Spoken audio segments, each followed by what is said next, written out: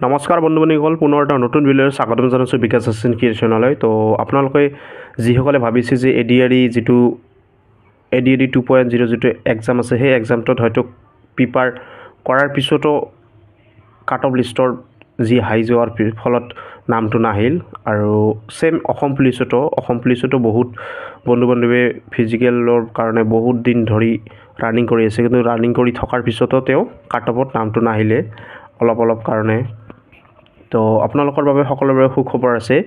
তো নতুন যিটো ভেকেঞ্চি আছে, সেই ভেকেঞ্চি অতি সোনকালে আহি আছে, আপোনালোকে চিন্তা কৰিব লগা একো নাই। তো অসম পুলিচ আৰু এডিআৰই প্ৰথমতে এডিআৰই নৱেম্বৰ আৰু ডিচেম্বৰতে এডিআৰই পষ্ট যিটো আছে সেই পষ্টবিলাক আহিব। আৰু এডিআৰই যিটো নেক্সট ফেজ আছে, যিটো 2.0 যিটো এডিআৰই আছে, এইটো এতিয়াও যিহেতু খালি কাট অফ লিষ্টটো দিছে আৰু ৰেজাল্ট মানে যিটো নেক্সট যিটো আমাৰ যিটো প্ৰিপেয়াৰ কৰাৰ স্কিল টেষ্টৰ কাৰণে যিটো আছে, সেইটোৰ কাৰণে নাম যিবিলাকে আহিছে, এইটো আৰু ফেজ আছে, তাৰ স্কিল টেষ্ট হ'ব। স্কিল টেষ্ট হোৱাৰ পিছতে ৰেজাল্ট হ'ব, ফাইনেল ৰেজাল্ট দিয়াৰ পিছতে আমাৰ নৱেম্বৰ আৰু ডিচেম্বৰ মাহৰ আমাৰ এইফালে আমাৰ নতুন আকৌ এডিআৰই এক্সাম পাতিব বা ফৰ্ম আহিব, এপ্লাই কৰিব লাগিব। তো আপোনালোকে চিন্তা কৰিব লগা একো নাই। তাৰপিছতে অসম পুলিচতো ছেম। তো অসম পুলিচৰ যিটো পষ্ট আছে, সেই পষ্টবিলাকে যিকেইটা ভাবি আছে যে ছেকেণ্ড মেৰিট লিষ্ট দিব তো ছেকেণ্ড মেৰিট লিষ্টৰ বাবে বহুত বেয়া খবৰ, কাৰণ ছেকেণ্ড মেৰিট লিষ্ট নিদিয়ে। যিকেইটা পষ্ট আছে, যিকেইটা আৰু বাকী আছে পষ্ট, সেই পষ্টকেইটা নেক্সট এপ্লাইৰ কাৰণে নৱেম্বৰ ডিচেম্বৰৰ এইফালে এৰি দিব, আৰু এৰি দিয়াৰ পিছতে আপোনালোকে এপ্লাই কৰিব পাৰিব। তো আপোনালোকে ফিজিকেল যিটো এক্টিভিটি আছে, সেই মোৰ ফিজিকেল এক্টিভিটিটো কৰি থাকক, কোনো ধৰণৰ ষ্টপ কৰিব নালাগে। আৰু মামাই অহাকালি লাইভ আহি কি কৈছে চাওক। আপোনালোকে এডিআৰইৰ বিষয়ে কি কৈছে, প্ৰথমতে আপোনালোকে হয়তো বিশ্বাস কৰিব নোৱাৰে কি ক'লে, আপোনালোকে চাওক। আমি অহা জুন মাহত আমি আৰম্ভ কৰিম।